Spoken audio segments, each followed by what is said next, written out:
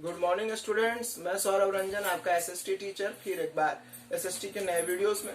बच्चों, इस वीडियोस में हम बात करने वाले हैं क्लास 10 के चैप्टर मनी एंड क्रेडिट के बारे में, जो आपका चैप्टर 3 है और ये उसका पार्ट 2 है। इससे पहले बहुत सारी बात हुई है हमारी, आपको मैंने समझाया है कि मनी क्या होता है, करेंसी को क्यों यूज किया जा रहा है, मनी के कितने टाइप होते हैं वगैरह वगैरह। लेकिन आज जो हम बात करने जाते हैं वो कि मनी जो है मार्केट में जो काम होता है वो दो तरह का होता है, एक फॉर्मल सेक्टर और दूसरा इनफॉर्मल सेक्टर। तो फॉर्मल सेक्टर क्या होता है, फॉर्मल सेक्टर क्रेडिट क्या होता है, इनफॉर्मल क्रेडिट क्या होता है। तो सबसे पहले हम शुरू करते हैं फॉर्मल सेक्टर से। और फॉर्मल सेक्टर के अंदर जो पहला बात आता है वो बैंक। बैंक से जो भी आप काम करते हैं वो एक फॉर्मल सेक्टर काम है और फॉर्मल सेक्टर सबसे बेस्ट सेक्टर होता है। ये आने वाले दिनों में अगले वीडियोस में आपको पता चलता जाएगा। तो बैंक की हम बात करते हैं, आज बैंक को ही पूरी तरह से समझते हैं। इंडिया में कोई भी बैंक अगर ऑपरेट करना चाहती है तो उसको आरबीआई से परमिशन लेना होता है। आरबीआई ने कई सारे बैंकों को परमिशन दिया हुआ है, लगभग 27 बैंकें थी जो सरकारी थी, बाकी प्राइवेट बैंकें हैं। लेकिन अभी कुछ दिनों से मर्जिंग चल रहा है, कई सारे बैंकों को मिलाकर एक बैंक बनाया जा रहा है। अब बैंकों का जो सरकारी बैंक है, जो जिनकी संख्या जो है बहुत बड़ी थी, अब वो धीरे धीरे छोटी होती जा रही है। सरकारी बैंक अब कम होते जा रहे हैं। क्यों? क्योंकि बहुत सारे बैंकों को मिलाकर एक बैंक बनाने की कार्रवाई चल रही है।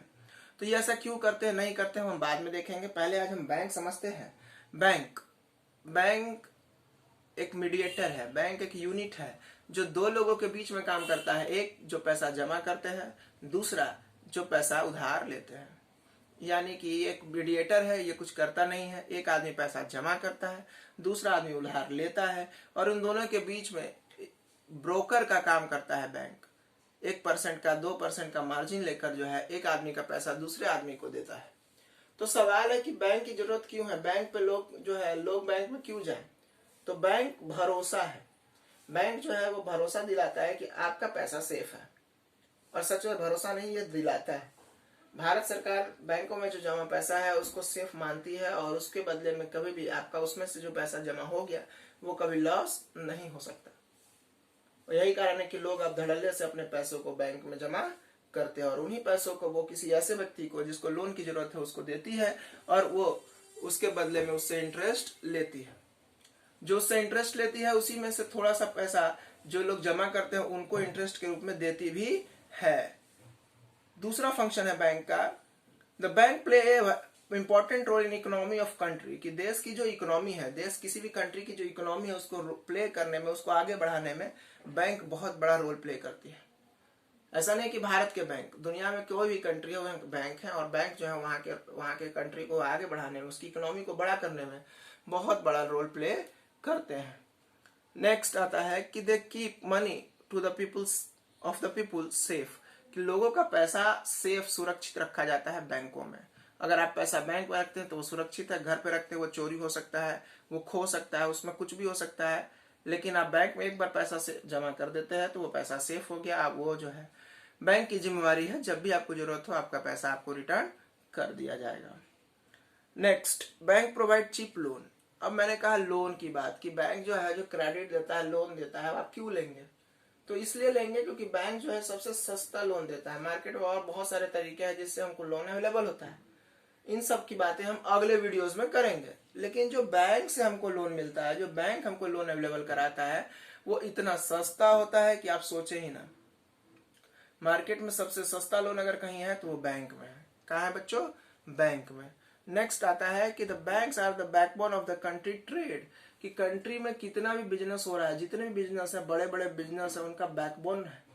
आज जो बड़ा बिजनेस है उसको पैसा चाहिए, ट्रेंडम पैसा चाहिए, कभी भी किसी भी टाइम पैसा चाहिए। वो कभी भी और किसी टाइम पे पैसा अवेलेबल कोई कराता है तो वो बैंक कराता है, जिसके चलते बिजनेस रन कर रहा है, ट्रेड रन कर रहा है, कोई दिक्कत नहीं आ रही है और कंट्री की इकोनॉमी बूस्ट होती है।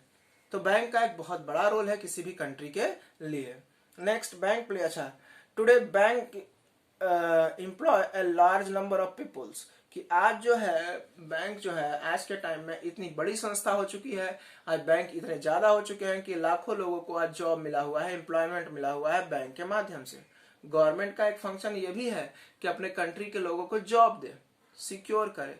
तो बैंक के माध्यम से भी जॉब बहुत ज्यादा डिस्ट्रीब्यूट किए गए हैं। आज लाखों लोग 10 लाख 50 लाख 10 लाख लोग बैंक्स के माध्यम से जॉब कर रहे हैं डायरेक्टली। या बहुत सारे ऐसे भी लोग हैं जो इनडायरेक्ट भी बैंक से जुड़े हुए हैं।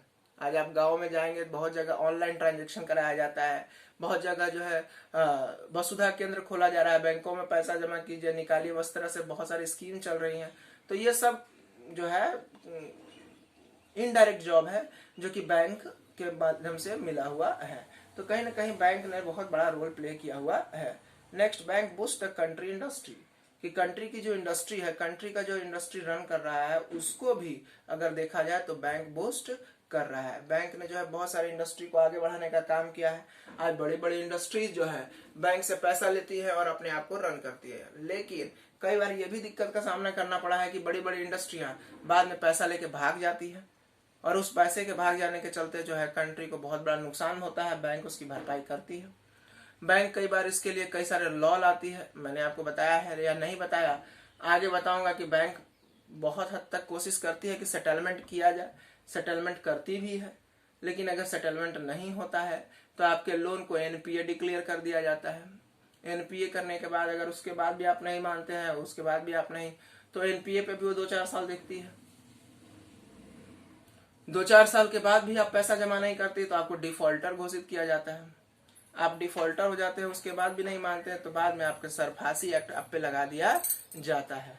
अब जो है हम बात करने वाले हैं सरफासी एक्ट और इन सब की, लेकिन सरफासी एक्ट के बाद भी हम और बातें करेंगे, लेकिन अगले वीडियोज में। Thank you.